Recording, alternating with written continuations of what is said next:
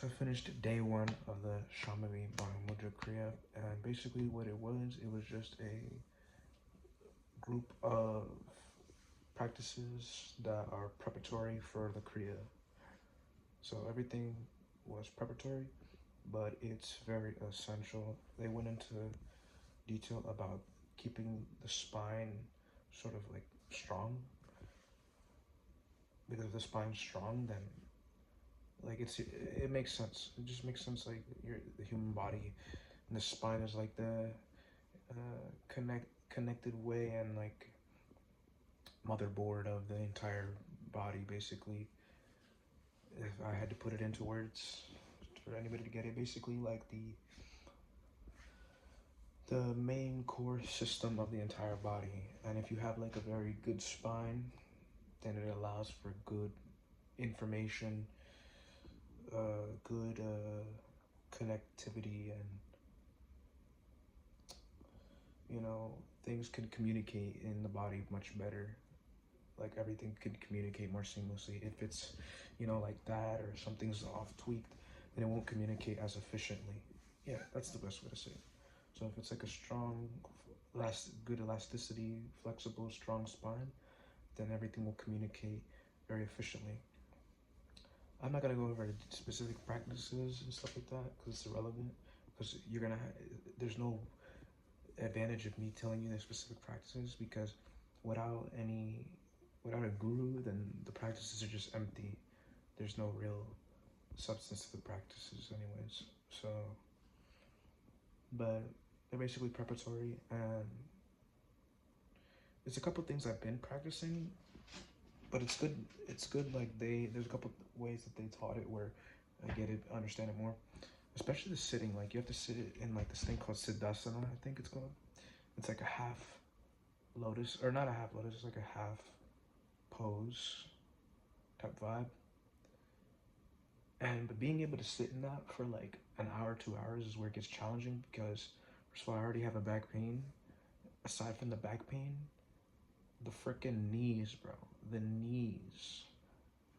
Not the ankles, the knees get fucked. You know what I'm trying to say? They get super, super achy after like, because I was sitting in it for like at least 2 hours out of the 4 hour practice that they showed.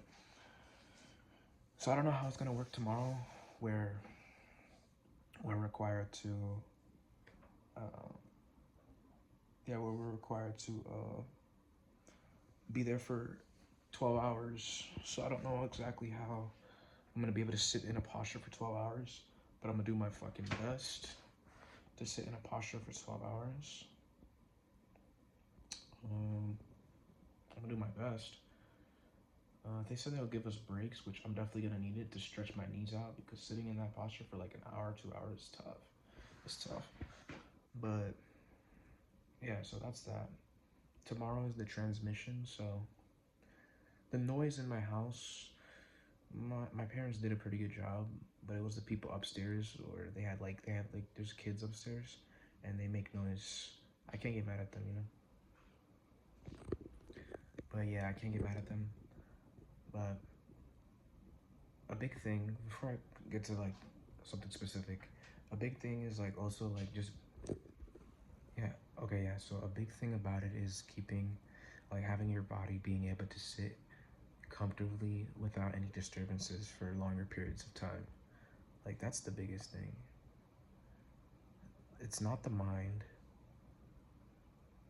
it's not the concentration aspect, it's the body, how it begins to ache up in the back and different places. You don't even fucking know where it's at, but it begins to ache up in different places. It would be lower back, upper back, middle back, right shoulder, left ankle, right knee, both knees, hips, whatever the fuck. That's the purpose of the hatha part, the hatha yoga part, and the preparatory stuff for the actual kriya, so you can get the best out of it. And then, yeah, you can get the best out of it. Like this one yogi I was watching was saying, you do these things so that you can get to a certain level of vibration, so that you can, the higher vibration of like God or the guru can enter into you. You get yourself to a certain level where the guru's grace or the God's grace can enter into you. But you can't do that if you're at a certain point where you're just too rigid. That's the purpose of the physical postures and preparatory stuff. And then as far as the mysteriousness of it, they said they especially know that like you're not supposed to really know logically what the fuck is going on because it's illogical. There's no point in trying to wrap your head around what the fuck is happening because it's an illogical dimension. It's not a logical, intellectual dimension. How the fuck can you just be sitting in a certain posture, breathing a certain way, correcting certain things and aligning yourself in a particular way, and then all of a sudden you get this grace of a guru? It doesn't make any fucking sense. If you had to, it's like a fiction. It's like a superhero movie. It makes no sense. So the best thing to do is for me to just go through with it without trying to wrap my head around what the fuck is happening in every detail, and just do it. Do it, give it a try, see if it works. If it works, then it works. If it doesn't work, then it doesn't work. But if it works, then it works. Who gives a fuck? You know what I'm trying to say? It works. So abandon the logical aspect. Have enough logic to do the practices, and then abandon all of it. Once you've have the logic to do the practices, then abandon your logic and just be open. That's all I'm gonna do. I'm gonna just do my best. If something profound happens, cool. If it doesn't happen, that's cool as well. That's how you gotta do it. Nothing to that. That's all I have to say. That's what to say.